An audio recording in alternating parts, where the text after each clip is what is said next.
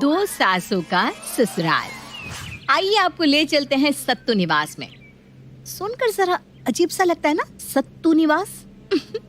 पर जिनका घर ही सत्तू के बिजनेस से चलता हो वो अपने घर का नाम सत्तू निवास नहीं रखेंगे तो और क्या रखेंगे। तो आइए शुरू से शुरू करते हैं। आज से 30 साल पहले सत्तू निवास में आई दो बहुएं, कोकिला और रंजू, जो आते ही दरवाजे पर झगड़ा करने लगी। हट जा रंजू दरवाजे से, इस घर की बड़ी बहू मैं हूँ, तो पहले कलश को पैर मैं मारूंगी। पर जिस हिसाब से तेरा शरीर है ना, तेरे लिए यहाँ कलश नहीं एक बड़े से घड़े की जरूरत है, क्योंकि मटके जैसा तो तेरा खुद का पेट है। मुझसे बहस मत कर रंजू, वरना ये लोटा तेरे सर पर फोड़ दूंगी। बताइए माँ जी, इस अनपढ़ गवार को ये भी नहीं पता कि ये तो पीतल का बना हुआ है और पीतल का बना हुआ लोटा फूट नहीं सकता। ये सुनते ही गुस्से से कोकिला अनाज से भरे उस लोटे को उठाती है और रंजू की तरफ फेंकती है। पर लोटा रंजू को नहीं लगता, वो तो हवा में उड़ता हुआ सीधा घर की मालकिन यानी कि रंजू और कोकिला की सास के सर पर बच जाता है। अरे मारी रे, मर गई रे। और इसी तरह हर समय कोकिला और रंजू लड़ती रहती और उनकी लड़ाई में पिसती उनकी सास यानी कि देवकी जी। पर कुछ ही दिनों बाद कोकिला और रंजू को पता चलता है कि वो माँ बनने वाली है, और जैसे ही दोनों अपने अपने बेटों को जन्म देती है, दोनों के बीच की ये लड़ाई खत्म हो जाती है और दोनों खुशी खुशी बहनों की तरह रहने लगती है। आज गौतम पूरे 28 साल का हो गया है, सोच रही हूँ उसके लिए बहू लेकर आऊँ अब। लीजिए भाभी, आपने तो मेरे मुंह की बात छीन ली। मैं भी यही सोच रही थी कि प्रेम के लिए लड़की ले आऊं। आखिर वो पूरे 28 साल का हो गया है आज। मैंने तो लड़की देख भी रखी है, मैं तो 2 महीने बाद ही अपनी बहू को घर ले आऊंगी। सही में देखिए तो क्या इत्तेफाक है, मैंने भी लड़की देख रखी है। मैं तो अगले ही हफ्ते बहू लाने की सोच रही हूँ। ज्यादा तेज मत बन रंजू, मैं जानती नहीं हूँ क्या तू वही करना चाहती है जो मैं करना चाहती हूँ। मुझे लगा था तू सुधर गई है, पर तू कभी नहीं सुधरने वाली। मुझे अभी भी याद है कैसे गृह प्रवेश के वक्त तूने अपनी औकात दिखा दी थी। अरे काले कौवे के मुंह की, तुझे भाभी भाभी बोलकर सर पर बिठाया तो तू मेरे सर पर नाचने लगी है। आज तक इस घर में मैं देवरानी बनकर रही हूँ ना, अब देख लेना, तेरी बहू के इस घर में आने के 5 मिनट पहले ही मैं अपनी बहू को इस घर में ले आऊंगी और उसे जेठानी का दर्जा दिलवाऊंगी, और देवरानी बनेगी तेरी बहू। और इतने दिनों तक जो मैं सहती आई हूँ ना, वो अब तेरी बहू सहेगी। वो कहते हैं ना, अगर शेर शिकार करना छोड़ दे तो ये नहीं समझना चाहिए कि वो शिकार करना भूल गया। कोकिला और रंजू जिस जलन को अपने मन में दबाए बैठी थी, आज अपने बेटे की शादी की बात निकलते ही वो फिर से जाग उठती है और फौरन ही रंजू और कोकिला अपने बेटों के लिए लड़की की तलाश शुरू कर देती हैं। कोकिला अपने खानदानी पंडित जी को फोन लगाती है। जी हाँ पंडित जी, कल ही आप अच्छी अच्छी लड़कियों की तस्वीरें लेकर मेरे घर पधारिए। मैं जल्द से जल्द अपने गौतम की शादी करवाना चाहती हूँ। जी नमस्ते पंडित जी। कोकिला को पंडित जी से फोन पर बात करता देख रंजू भी पंडित जी को फोन लगा देती है। बस आप ही का सहारा है पंडित जी। आज शाम को ही अच्छे अच्छे घरों की संस्कारी लड़कियों की कुंडली लेकर मेरे घर पधारिए। अब आपके ही भरोसे प्रेम की शादी होगी। चरण स्पर्श पंडित जी। तू कभी नहीं सुधर सकती। पंडित जी शाम तक तेरे पास आएंगे ना, मैं अभी के अभी उनके पास चली जाती हूँ। अच्छी लड़की तो पहले मैं चुनूंगी अपने गौतम के लिए, फिर उनके पास जो बचे कुचे रिश्ते बचेंगे उनमें से तू भी एक लड़की प्रेम के लिए चुन लेना। और इसके पहले कि कोकिला पंडित जी के पास जाने के लिए घर से निकले, रंजू फौरन गाड़ी में बैठकर पंडित जी के पास पहुंच जाती है और उसके 5 मिनट बाद कोकिला वहां पहुंच जाती है। तुम दोनों की शादी भी सत्तू निवास में मैंने ही कराई थी, तो मुझ पर भरोसा रखो। मैंने प्रेम और गौतम के लिए अच्छी लड़की देख ली है। अब तुम दोनों अपने अपने बेटे का रिश्ता लेकर कन्याओं के घर चली जाओ और रिश्ता पक्का कर लो। पंडित जी के कहने की देर थी कि रंजू निशा के घर प्रेम का रिश्ता लेकर पहुंच जाती है और आने वाले पहले ही मुहूर्त को अपने बेटे की शादी तय कर देती है। कोकिला भी पीछे कहाँ हटने वाली थी, वो भी उसी तारीख और उसी मुहूर्त पर गौतम की शादी गोपी से करने का तय कर लेती है और एक साथ सत्तू निवास के बाहर सज जाते हैं 2 मंडप और एक ही साथ प्रेम और गौतम की शादी की रस्में अलग अलग शुरू हो जाती है। निशा का लहंगा तो कियारा आडवाणी के लहंगे से मिलता है, मुंबई से मंगवा कर दिया क्या रंजू? अरे ये मेरी बहू है, इसके लिए तो मैं विदेश से हीरो का लहंगा मंगवा दूं, तो ये मुंबई के लहंगे की क्या बात है। ये सुनते ही कोकिला के भौं ऊपर चढ़ जाते हैं। ए गोपी, ये लहंगा कहाँ से लिया तूने? ये लहंगा तो मेरी नानी का है मम्मी जी। सत्यानाश, अब सभी के सामने मेरा पोपट हो जाएगा। तू चल यहाँ से। 2 मिनट पंडित जी, एक बार रस्म जरा रोकनी पड़ेगी आपको, मुझे अपनी बहू का लहंगा बदलवाना है। और सिर्फ रंजू की बहू को नीचा दिखाने के लिए चलती हुई रस्मों को रोककर कोकिला गोपी को लेकर अपने कमरे में चली जाती है और चांदी के तार की एम्ब्रॉयडरी वाला लहंगा उसे पहनने के लिए देती है। जैसे ही गोपी इस लहंगे को पहनकर अंदर आती है, सभी उसी को देखते जाते हैं। क्या हुआ रंजू, चांदी आ गई ना आंखें? कहाँ तेरी बहू, कहाँ मेरी? लग रही है ना सत्तू निवास की जिठानी। वो तो गृह प्रवेश के वक्त पता चलेगा, क्योंकि मेरे बेटे बहू की तो आधी से ज्यादा रस्में पूरी हो चुकी है। 2 घंटे में पहुंच जाएंगे हम घर और पहले होगा मेरी बहू का गृह प्रवेश और बन जाएगी वो गोपी की जेठानी। पंडित जी, सुपर फास्ट तरीके से मंत्र पढ़िए। किसी भी तरह से 1.5 घंटे में रस्में संपन्न हो जानी चाहिए। ये अपने कंपटीशन में तुम मुझे मेरे फेरों के मंत्र भी नहीं सुनने दे रही हो मम्मी।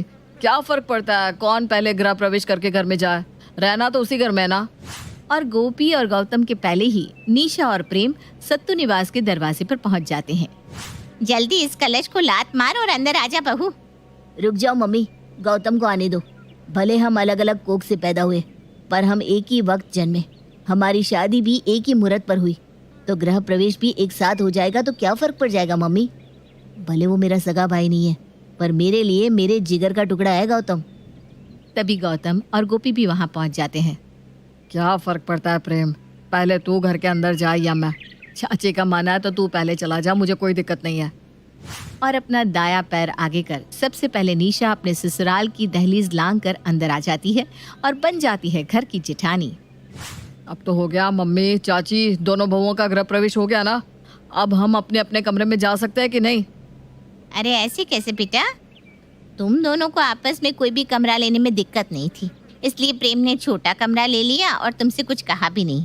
पर अब तुम दोनों की पत्नी आ गई है, उनकी भी तो मर्जी पूछी जाएगी। ओहदे में तुम बड़ी हो निशा, तो बताओ तुम्हें किस कमरे में जाना है? और ये पूछते हुए रंजू निशा को आंख मार देती है। ये हमेशा से छोटे कमरे में रह गए तो क्या हुआ? मुझे छोटा कमरा नहीं चाहिए, मुझे वो बड़ा वाला कमरा ही चाहिए मम्मी जी। ये हुई ना मेरी बहू वाली बात। ये देखकर कुछ याद आया कि नहीं कोकिला? जब मैं इस घर में आई थी, तूने भी आते ही पहले बड़ा कमरा चुन लिया था और फिर पूरी रात थकी होने के बावजूद भी मैं आराम नहीं कर पाई, क्योंकि सारी रात तो मेरी कमरे का सामान शिफ्ट करने में ही चली गई। हाँ, जैसे मैं तो सोई गई थी। मेरे पति का भी तो कमरा बदला था, मैं भी तो पूरी रात शिफ्टिंग ही कर रही थी। रंजू और कोकिला बहस करती रहती है और दोनों ही जोड़े की पहली नाइट बर्बाद कर देती है। और पूरी रात गोपी और निशा अपने अपने पतियों के कमरे के सामान को इधर से उधर करती रह जाती है। इसी में सुबह के 5 बज जाते हैं। चलिए रूम में कमरा शिफ्ट हो गया है। 7 बजे तो उठने का वक्त हो जाएगा। चलो कोई नहीं, 2 घंटे तुमसे बात ही कर लेता हूँ। ये कहकर गौतम अपने कमरे में जाने को तैयार होता ही है कि वहाँ कोकिला आ जाती है। अरे वाह गोपी बहू, तू इतनी सवेरे उठ भी गई। इसी से समझ में आ जाता है कि बस घर में पहले आ जाने से कोई जेठानी नहीं बन जाता। बड़ी बहू के सारे गुण तो तुझ में है। तो कौन सा मेरी निशा अब तक सो रही है, वो भी उठकर खड़ी है? एक काम कर निशा, मेरे कमरे में आ जा। मैं तुझे एक अच्छी सी भारी साड़ी और कुछ गहने दे देती हूँ। आज मुंह दिखाए के वक्त सभी के सामने तू वही पहन कर आना। लगना चाहिए तू घर की बड़ी बहू है। रंजू और कोकिला अपने बीच की जंग को यलगार दे देती है और कुछ घंटे बाद पड़ोस की औरतें दोनों बहुओं की मुंह दिखाए के लिए सत्तू निवास पहुंच जाती है, जहां एक तरफ से गोपी सबके सामने चेहरा ढक कर आती है, दूसरी तरफ से निशा। अब सब एक एक करके दोनों बहुओं का घूंघट हटाकर उनका चेहरा देखकर बताओ कि ज्यादा सुंदर बहू किसकी आई है, मेरी या रंजू की। सबसे पहले विमला दोनों बहुओं का चेहरा देखती है और देखते ही कहती है, लगता है देवकी काकी सारे गहने रंजू को ही देकर चली गई। खानदानी हार तो बड़ी बहू के गले में है, लगता है गोपी को कुछ मिला ही नहीं। क्या? मैंने तुझे 4-4 तोले के सोने के नेकलेस निकाल कर दिए थे, वो क्यों नहीं पहने तूने गोपी? मुझे लगा वो आउटडेटेड लगेंगे मम्मी जी। ये सुनते ही कोकिला गोपी का हाथ पकड़कर उसे अपने कमरे में ले जाती है। और उसे किसी मूर्ति की तरह गहनों से लाद कर बाहर सबके सामने ले आती है। अब तो निशा फीकी पड़ गई गोपी के सामने। ए निशा, अंदर चल। रंजू और गहने निकालकर निशा को पहना देती है और इसी तरह हर वक्त दोनों बहुओं के बीच कंपटीशन चलता ही रहता है। इसी तरह 2 महीने निकल जाते हैं और एक सुबह गोपी अपना सर पकड़े अपने कमरे से बाहर आती है। अरे क्या हुआ बहू, अचानक तेरे सर में दर्द कैसे होने लगा? लगता है किसी की बुरी नजर तुझ पर पड़ गई है। वैसे भी यहाँ नजर लगाने का ही लोग बैठे हुए हैं। नहीं मम्मी जी, पता नहीं कल से बहुत चक्कर आ रहे हैं। रात को 2 बार उल्टी भी की मैंने। क्या आज ही सुनते हो? हे भगवान, बहू तूने आज मुझे इतनी बड़ी खुशी दे दी। सारे नौकरों में मिठाइयाँ बंटवाओ, ढोल बजवाओ, सबको पता लगना चाहिए कि कोकिला का वारिस आने वाला है। ए देख लिया रंजू, सिर्फ जेठानी बनने से नहीं होता, घर में सबसे पहले खुशी खबर भी देनी पड़ती है, जो मेरी बहू ने दे दी। तो ठीक है ना, बहुत सारे बच्चे 8 महीने में भी हो जाते हैं। भले मेरी बहू लेट से प्रेग्नेंट होगी, पर उसका बच्चा तेरे पोते से पहले आएगा। अभी से अपनी उंगलियों पर 15 दिन जोड़ ले। 2 हफ्ते पार होते होते मेरी बहू भी तुझे गुड न्यूज़ दे देगी। क्यों दे देगी ना निशा? 15 दिन ज्यादा नहीं बोल दिया मम्मी जी? मैंने तो 1 दिन का ही सोचा था।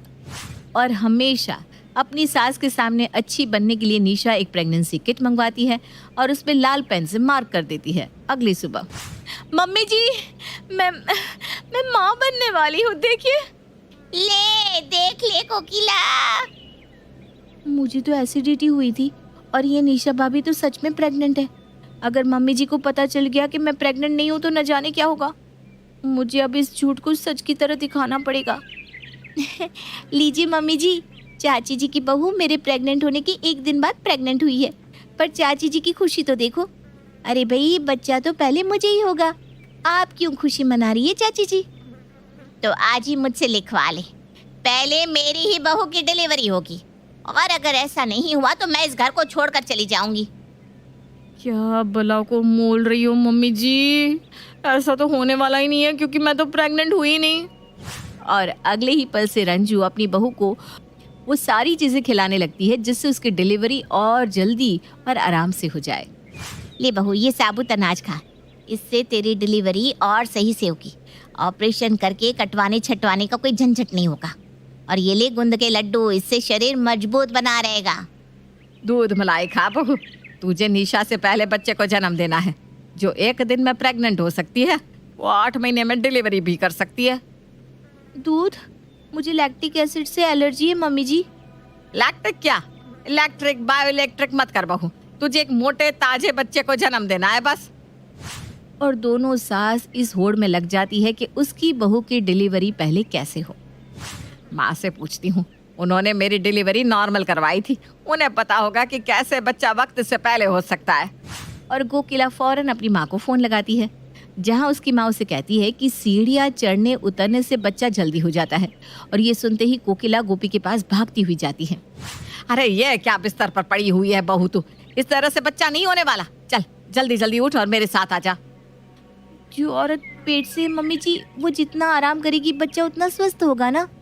अरे पर वो जल्दी भी तो होना चाहिए ना, उसके लिए तुझे सीढ़ियाँ चढ़नी उतरनी पड़ेगी, वो भी जितनी बार हो सके। हाँ चल आजा। और कोकिला अपने हाथ में छड़ी लेकर खड़ी हो जाती है और गोपी को कभी सीढ़ियों से ऊपर चढ़वाती तो कभी नीचे उतरवाती। और ये रंजू देख लेती है। मतलब चलने से बच्चा ज्यादा जल्दी होता है। और क्या था, रंजू जिम इक्विपमेंट वालों को फोन करके अपने घर में एक ट्रेडमिल मंगवा लेती है और जिम के कपड़े पहनाकर अपनी बहू को ट्रेडमिल पर दौड़वाने लगती है। मम्मी जी धीरे, ऐसे तो पहले ही महीने में मेरी डिलीवरी हो जाएगी, जरा धीरे मम्मी जी, आपने स्पीड बहुत ज्यादा बढ़ा दी है। जितनी ज्यादा स्पीड उतनी जल्दी बच्चा आएगा बहू। पैरों को अच्छे से स्ट्रेच कर बहू, इससे आसानी से बच्चा जल्दी होगा, मैंने रील्स में देखा है। अपने दोनों पैरों को कंधे पर क्यों नहीं चढ़ा पा रही है बहू? अरे ऐसे कैसे होगा बच्चा तुझे जल्दी? हाँ? रात को जब भी प्रेम और गौतम घर लौटते, उन्हें अपनी बीवियां कभी उठी हुई मिलती नहीं थी, क्योंकि अपनी सास के चक्कर में वो दोनों थक हार के सो जाया करती थी। और अब प्रेगनेंसी की न्यूज़ मिलने के बाद तो दोनों सासें अपनी बहू को अपने पास ही सुलाने लगी थी। पहले तो सब ठीक चल रहा था, फिर एक रात गौतम और प्रेम घर लौटते ही नहीं। सभी उनका बहुत इंतजार करते हैं ऑफिस में भी फोन करते हैं पर पता चलता है कि वो दोनों तो आज ऑफिस आए ही नहीं।